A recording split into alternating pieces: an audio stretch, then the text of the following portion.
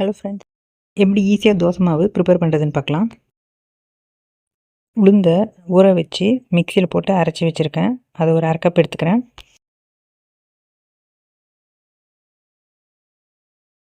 இப்போ 1/2 கப் மாவு. இப்போ அதுக்கு 1 கப் அளவு அரிசி மாவு. இந்த அரிசி மாவு வந்து நார்மல் அரிசி மாவு அது எடுத்துக்காதீங்க, அது யூஸ் பண்ணாதீங்க, நல்லா வராது. புட்டுக்குன்னு வச்சுருப்பாங்க தெரியுமா, அந்த மாதிரி அரிசி மாவு வாங்கிக்கோங்க. அது 1 கப் எடுத்துருக்கேன். அது கூட உப்பு கலந்துக்கலாம்.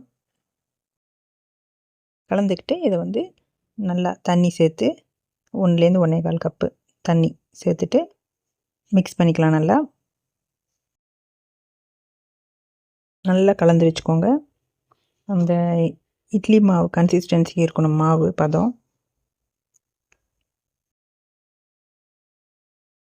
இந்த உளுந்து அரைக்கும் போது ஒரு 1/4 ஸ்பூன் அளவு வெந்தயமும் சேர்த்து அரைச்சிக்கோங்க. அப்போ அந்த வெந்தய ஸ்மெல்லோட நல்லாயிருக்கும் தோசை.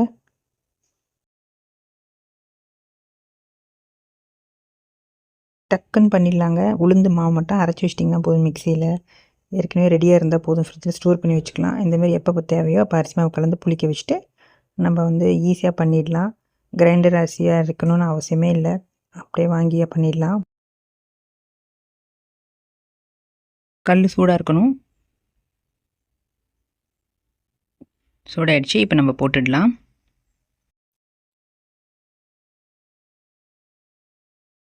நல்லா மெலிசாக கிறிஸ்பியாக வருங்க. ட்ரை பண்ணுங்கள். டேஸ்ட்டும் ரொம்ப நல்லாயிருக்கும். சட்டுன்னு பண்ணிடலாம். நம்ம இந்த மாவு மட்டும் ரெடியாக இருந்தால் போதும். நீங்கள் ஃப்ரிட்ஜ்லேயே கூட நம்ம உளுந்து மாவு அரைச்சி ஸ்டோர் பண்ணிட்டீங்கன்னா ஜஸ்ட் புளிக்க வைக்கிற வேலை மட்டும்தான். சட்டுன்னு பண்ணிடலாம்.